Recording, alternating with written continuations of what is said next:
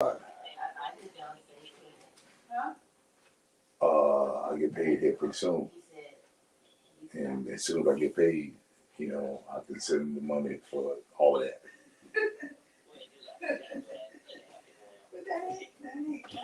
Okay. Okay. Well, I'll make sure. I'll make sure that'll be sometime soon. Yeah. And then I'm plotting and planning for her two sisters, because that'll be a wicked crew, to have and to be there to support you. Because I know for a fact now, ain't nothing gonna be missed, ain't nothing gonna be late. Every I gonna be dotted and every T's gonna be crossed. Because she's been doing my damn work since she's been in like the 4th, 5th grade when I was in college.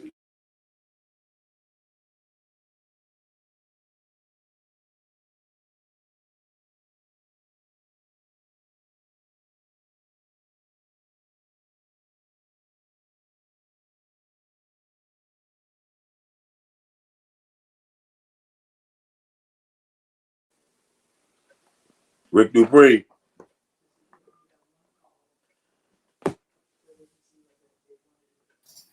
Yes. Okay, I'll just let you know I'm on. Okay, I'm on too. All right, I guess we're a couple minutes.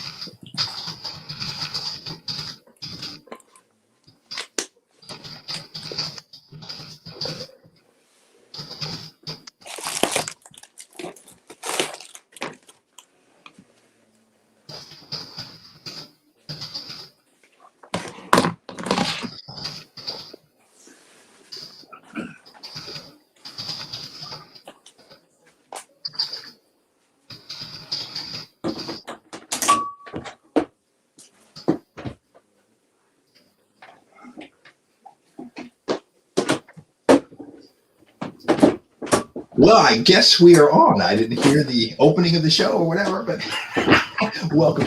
The joys of doing things in the pandemic virtually. I'm Rick DuPree. This is Monday Night Sports, and I hope you are excited to join us. We are ready to go, and this week the NFL draft, and we're talking some NFL draft football today, and we're going to have in just a few minutes Bob Condotta from the Seattle Times is going to join us.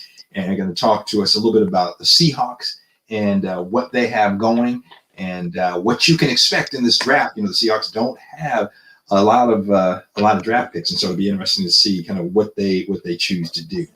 Anyway, with that said, before we go into talking Seahawks football and giving you an update and hearing from Bob, I want to talk a little bit about the basketball schedule that we are going to bring you right here on Rainier Avenue Radio, starting tomorrow with a doubleheader.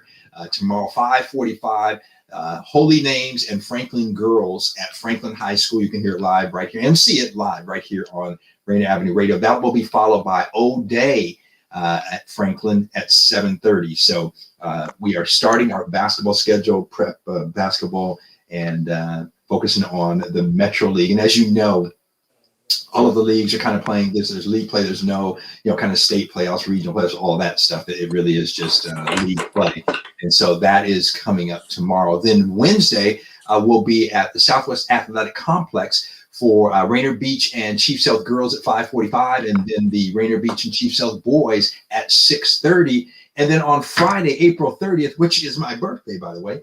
Happy birthday. Yes, getting young. What can I say? We will be at Garfield with Eastside Catholic and Garfield, the girls at 5:45 and the boys at 7:30. So all of that is right here on Rainier Avenue Radio, and then more coming up for the remainder of the season. Again, it'll be an abbreviated season, but we're going to bring you, all of that coverage right here on Rainier Avenue Radio. So we are excited to. We are excited to bring that to you right here on Rainier Avenue Radio. So, big fella, how's it going, man? How you doing? How was the weekend? Hey, Rick, everything was good, man. My wife had me out there in the backyard chopping weeds and cutting down trees and all kinds of stuff, man. Yes, sir. Putting the big fella to work. Hey, we're going to talk to Bob Condotta in just a couple of minutes, but as we talk about draft, you and I have talked a little bit about this already. And if you're just joining us, you're listening to Monday Night Sports. I'm Dupe. He is Edwin Bailey. Look at it, brushing that facial hair. I got to keep that. So, it ain't gone, so I guess lay it down. Okay. Well, it is gone up here. You know what, man? I got to get the picture. I got a picture. So here, I'm going to show this on the air just because. So I used to have some nice little locks. Okay. Yeah. Look at that. Look at that. Oh man, you trying to look like Lionel Richie? You So I had the locks, but then it started thinning out, man. And I'm like, you know what? And I'm not the type of dude, man. I ain't doing the comb over. I ain't doing all that stuff. We just cut it off. We said we're gonna look good either way, so it don't matter. Hey, there you go. That was my mindset, whether it's true or not. Sure enough. Hey, so big fella, we've talked a little bit about this, the previous weeks and what have you, and we certainly talked about it when the NFL season ended. But from our perspective, I want to get your perspective as you are going into the draft. If you're Pete Carroll, if you are the Seahawks, I mean, what are you thinking are the priorities, and especially given the fact that you don't have many draft picks, but you've been in this position before, where an NFL team is trying to make some decisions. Kind of talk a little bit about that process. What are they going through right now? What are they doing? Well, Rick, you got to think about what's your bread and butter. Mm-hmm. Marshawn Lynch was a bread and butter. The quarterback is the bread and butter. Mm-hmm. You got a front line receiver that you got to get the ball out to him. The quarterback, Wilson, took way too many hits this year. So that means protection and pickups. That means you got to have a back there that knows what he's doing, and your offensive line got to be sound. I think that they're going to need some help up front. Yeah. I think they need some help up front. I think they need they got to go get them a back that's going to go and get it. Mm-hmm. Yeah. I think the receivers are right where they want to be. And they need somebody up front on that defensive line that's going to make a difference. So, this is going to be an interesting draft. I want to see what they see. I hate to always dwell on it, but, I scouted for 6 years. And Bobby Greer from the New England Patriots was outstanding. Bobby Greer drafted Brady. Mm-hmm. So, I got a great lesson on how to do things. And it's one way, and it was Bobby Greer's way. He said if it went down, he was the one who was going to get fired. Yeah. He took all the responsibility. Huh? He took all the responsibility. And we sit there and the Brady kid, out of the Pac-12, and okay, we'll see. Yeah. That's never. And they always talk about Great Brady. They always talk about this, but I don't ever hear nobody talk about Bobby Greer. Mm-hmm. Right. His son, Chris Greer, is the general manager for the Miami Dolphins. Okay. So that means there might be something in the bloodline. Yeah. Well, And so last thing, then we're going to bring Bob to join us in just a moment. But as you take a look, Edwin, I mean, what are you talk about those priorities, but as you're in whether they call it the hot seat, whatever they call it, I mean, who's making those decisions? I mean, you got Schneider, you got Pete Carroll here, but who are the guys and who are they listening to, and kind of those deals, kind of back deals going on? What does that look like? Snyder's making the calls. He's calling the shots. Yeah. I've been in the draft room with Pete in New England. Mm-hmm. Pete is very, very aware. I know what type of ball players he likes, and he has those type of ball players now. So they are going to be successful. They're going to win. I mean, Pete just missed winning in New England. Mm-hmm. So it's an interesting dynamic. Yeah, no doubt. And you got to be aware. You got to know who's out there. You got to know where your picks are. You got to know what your picks are worth. Right. And I didn't realize it was as intense as it was. I just think that you go to a big book, pull out a name. Look, I hit every college from Baton Rouge, Louisiana, to Jacksonville, Florida. Every college. Yeah. And I knew what was out there, and I knew if they could play or not. Yeah. Well, that's the level. I mean, you're talking about an investment and what have you. And we're going to bring on a guy, Bob Condotta, who knows what's going on. He is in the thick of it with the draft coming up. We'd like to welcome to the show now, Bob, as he joins us, and want to get his take on just what the Seahawks are thinking as we come. Bob, how you doing, man? Good to see you again, and thanks for joining us. Good, sure. You guys can hear me okay? Yeah, we got you. Okay, very good. We got. So you heard a little bit of the conversation, but I guess, one of the things we talked about this last week, the Seahawks, don't have a lot of draft picks. No, they're not. And so, kind of what are before we get into what you think their biggest needs are, just kind of might we see any kind of movement? Might they try to get some other picks, or are they just going to go with what they have? I think they'll try to trade down and get more picks. Yeah, for sure. I would be really surprised if they didn't do that.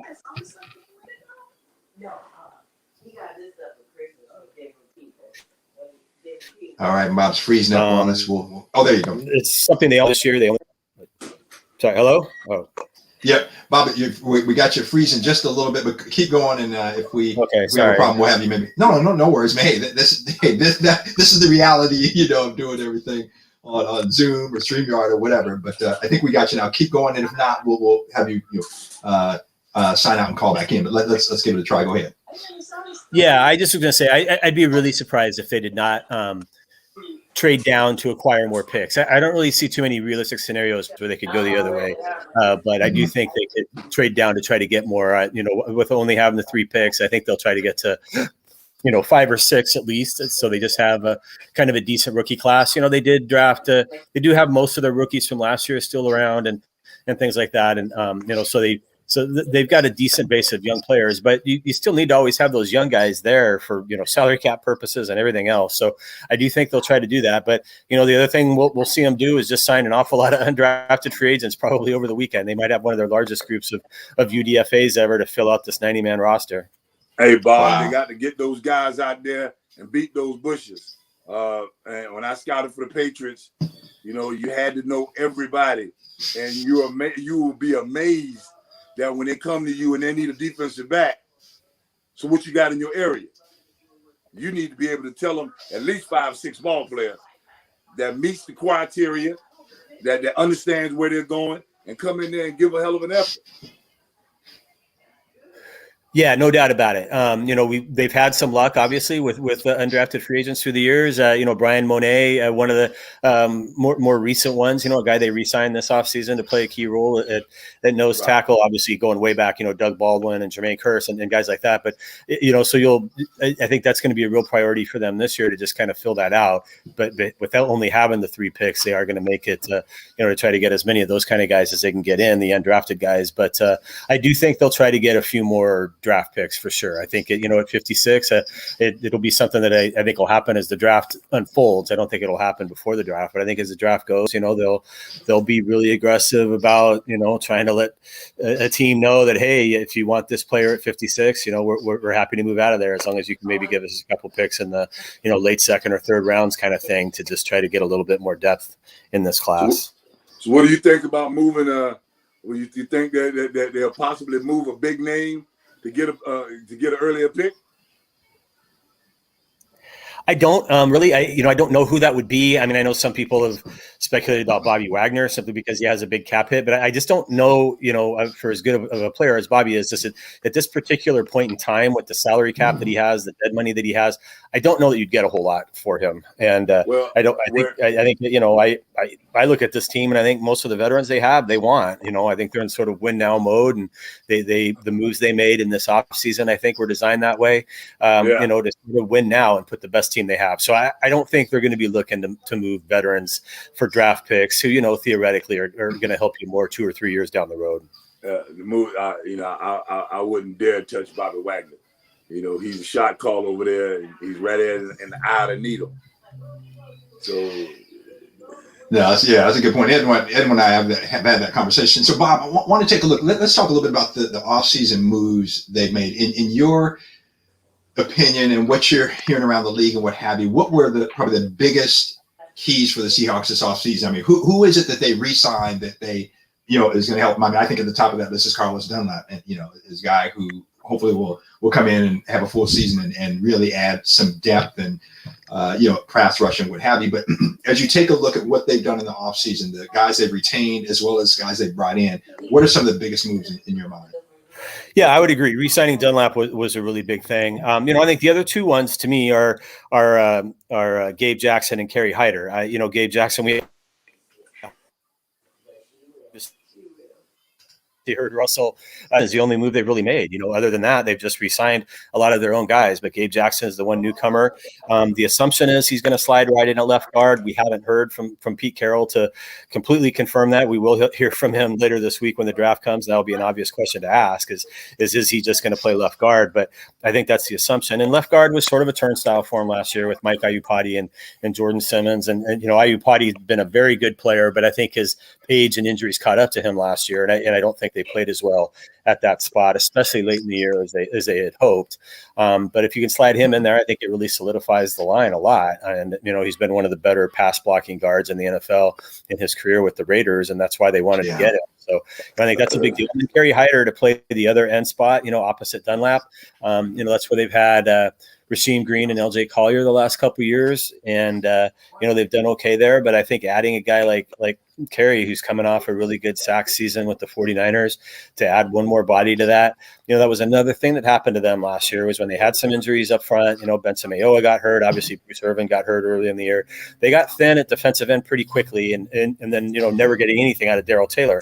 So they got thin real fast up there. And so I think adding Kerry Hyder to add to that, and you have a really good potential 3-man rotation on the one side with Hyder and Collier and Rasheem Green, and then at the Leo spot you have Dunlap and Benson Mayowa coming back, and Alton Robinson, and who knows what else they if they can add anybody else to that. But I think having that kind of depth there, I think they've improved the defensive line. So to me, I think those are the really big things they did. Yeah, absolutely. And real quickly, listening to Monday Night Sports, Bob Condotta from the Seattle Times is joining us, and just talking about the Seahawks, the NFL draft coming up Thursday. And so just kind of take a look at the Seahawks and what they've done and what they may do. Go ahead, Edwin. Sorry, cut you off. Hey, Bob, I think you're absolutely right, Bob. Speaking of left guard, it's been a while since they had a worthwhile left guard, but I'm not going to that right now. who might that have been? Number 65? Yeah. I'm talking about way, man, back in, Well, Mike Iupati was an All-Pro about 7 or 8 years ago, but he, they just sort of got him at the back end of his career, and unfortunately, I think the injury he suffered at the end of the 2019 season, I think, plagued him all of last year. And I think the Seahawks sort of talked him out of retirement last year. Actually, I don't know that he was necessarily going to play until they kind of got to him and they re-signed him. But that's definitely a spot they need to improve this year. So. with him, with what we saw at Damian Lewis last year at right guard, they're pretty set at tackle with Dwayne Brown and Brandon Shell. And then, we signed Ethan Posick. And if we talk about the draft, I think center is a spot to expect them to draft somebody. And, an awful lot of people would not be surprised if they keep that second round pick at 56, if they draft a center to compete with Posick. And then, that's really your other offensive line spot that you could maybe look to upgrade. Well, hey, Bob, they got to do something for that man eater they got inside for the Rams. Yeah, I mean, he's just so tough to block for everybody, but you're right. They do got to get better there. That really hurt him in the playoffs. Me a couple of times just sitting in here in the living room. Yeah, no, for sure. They got to do something. Hey, and I've seen that happen. Well, that's why they got Gabe Jackson. I mean, they did do something. That's exactly why they went and got a guy like Gabe Jackson. I'm excited about going to practice and taking a look at his work ethics, his concentration, his focus on techniques, and all of that, because the young man at the Rams will make you work on all of that. So, Bob, quick question. I mean, and this is a conversation Edwin and I have had. I mean, from the end of the season till now, is that we thought shoring up that offensive line was key. The number of hits and sacks and what have you that Russell Wilson took. I just want to go down that path for just a second, because obviously when Russell Wilson came out and there was a lot made and they were saying he wanted to be traded and what have you, where does all that stand, with Russell Wilson at this point? Well, I think any of the trade stuff is over. The time to do that is that you're not logically doing that now. I mean, everybody sort of signed their quarterbacks. When the Bears signed Andy Dalton, that sort of, I think, ended any of the teams that kind of had openings there to do that. Russell's a pro, obviously. I mean, he's going to, and Pete Carroll has dealt with an awful lot of things in his, almost 50 years there, 40 something years of being a coach. So they'll know how to handle this. And so, they'll have meetings and they'll move past it and be like, hey, if there's, we'll let the future take care of itself. But for the 2021 season, we're all going to get in the same boat and row together and try to get to another Super Bowl together. And so I don't really think that'll be an issue. I know people have talked about, Russell, and is he going to have to mend some fences with the offensive line? And, and maybe there'll be a little bit of that too. But, Dwayne Brown got traded in the middle of the season with Houston. I think a lot of these guys understand the business side of a lot of this. And sometimes you got to do and say things, in the off season to maybe get what it is you want to get out of your career. But, again, it's not going to do any of the offensive linemen any good to sort of, be mad at Russell. They'll probably have a little bit of a clear in the air, kind of meeting. And then I think it'll all be over with and we'll move on and all of that. Well, he was taking hits. He was taking a lot of hits. Dave Craig took those all of those sacks.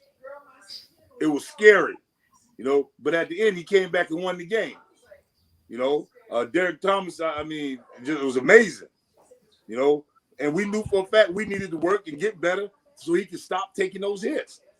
I mean, all they have to do is look at the video. The video let them see exactly what's going on. If Russell's legs is good and his arm is shot and his head is clear, he's an outstanding quarterback. But if he keep taking those hits, they're going to carry him off the field. Well, and Bob, I'll throw this in. I mean, I think that both Edwin and Edwin, I'm not at Edwin's level, but we talked about, taking that personal accountability and responsibility. I mean, the fact is, that Russell Wilson, he is on track in a couple of years to be the quarterback that has been sacked the most career sacks in NFL history, and so passing a Brett Favre. And so, there's something to be said that, hey, you got to protect the guy. And I get it, but it'd be interesting to see, like you said, are there inconsistent men? Are there bruised egos? Whatever the case may be. I guess time will tell. They need to put it up. For sure. I would just say that it's a little bit more nuanced issue, though, than every time Russell takes a sack, it's the lineman's fault. No, absolutely. There are, I know that I think internally there's some, hey, Russell needs to sometimes recognize things a little more quickly and recognize that the offensive line is playing at a disadvantage on a specific play and get the ball out more quickly, or call a different play. And, like at the end of the Arizona game last year, when things kind of went awry, we saw a rookie running back miss a couple of assignments, and, now Russell to get sacked a few times. There's some things like that happen. So it's, it's a team-wide issue. And again, they fired the offensive coordinator as well. And we've got a new offensive coordinator and a new run game coordinator. And a big part of their job is going to be to redesign some things offensively to try to limit the number of hits Russell gets, and put in some more plays where maybe he's getting rid of the ball a little bit more quickly. Well, Russell got good legs, and sometimes he trusts that a little too much.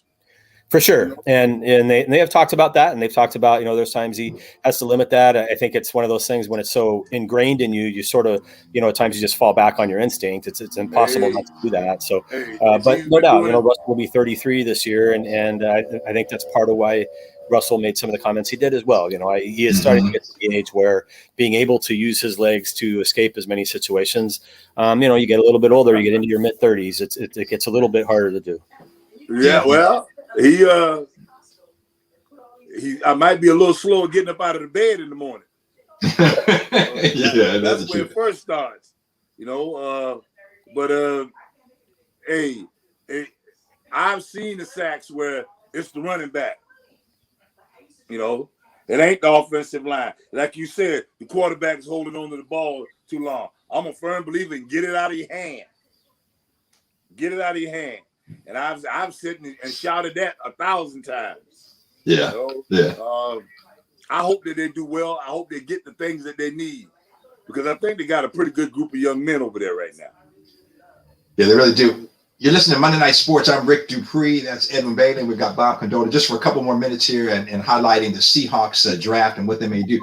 Bob, real quickly, can you talk just 30 seconds, a minute about what, if anything, will we see different from the fact that you've got Waldron and Dickerson in there, and offensive coordinator, the run game coordinator. What might we see different from them and from this offense with them coming in and bringing some of the things that they did down in LA?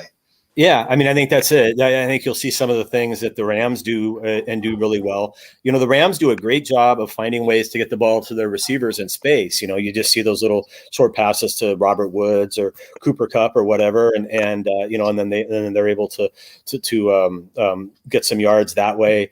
A lot of the kind of fly and jet sweep things that you see that, again, a guy like Robert Woods does a lot. Maybe we'll see Tyler Lockett involved a little bit more, or something like that, with getting some of those kind of plays. So I maybe getting the tight end. It's funny. I went back. The Seahawks actually threw more passes to their tight ends last year than the Rams did, but it feels like, I guess, when you watch the Rams, that their tight ends make a lot of plays. Gerald Everett, who the Seahawks signed away from the Rams, and I expect will have a big role in this offense. And Tyler Higbee, who they had, it always kind of felt like when they played the Seahawks anyway, those guys are really doing a lot. Right. I think maybe finding ways to get Everett and maybe get Will Dissly involved in the offense a little bit more this year than he was last year. I think that's the other thing. I don't think it'd be a surprise. Just the tight end position in general, I think, was not a real strength, not as big of a strength for the Seahawks last year as they hoped it would be after they had signed Greg Olsen anyway. And so, that's a good point. I certainly love that tight end crew, and was hoping for a lot from them. And Will Dissly coming off a couple seasons of injuries, kind of getting that more involved. I think will be something. Yeah, absolutely. Well, Bob, thanks for taking so much time out of your evening to join us and just kind of give our listeners a little bit of a highlight of what they can expect to see coming up, Thursday through Saturday, the draft, and next season. If you were a betting man, what do you think as far as this team? I mean, last year finished, won the division 12-4, but what do you think for this team coming in? And I guess the key, it doesn't matter what you do in the regular season, so how far can you advance in the postseason? Well, I still want to know who San Francisco's quarterback is going to be before I really know how to predict the rest next year. But I think the Seahawks have as good a shot as anybody else at the division. Arizona obviously made a lot of win now moves as well with J.J. Watt and A.J. Green and some of the things they've done. It's going to be a really tough division. It's going to be a real dogfight. I think the 49ers are going to be better because I think they'll be healthier. I think they'll get their quarterback situation solidified in the draft, where at least they have a couple of guys, and it won't be like last year when Garoppolo got hurt and they sort of didn't know what they were doing a quarterback. So I think the division is going to be really tough, but I think the Seahawks have as good a chance to win it as anybody. Absolutely. Obviously, our listeners can check you out, Seattle Times. Where else can they read your stuff? I mean, that's the main place. Yeah, just seattletimes.com. That's pretty much the only person I run for anymore. Okay. Well, I wasn't sure, some of the social media stuff we get on there. Oh, yeah.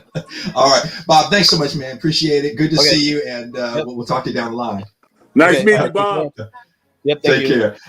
That was Bob Condotta of the Times. We are out of time, and coming up next is Lidline Sports right here on Rainier Avenue Radio. So until next week, for Daniel B., for Bob, for Edwin the Big Guy, I'm Dupe. Peace, and God bless.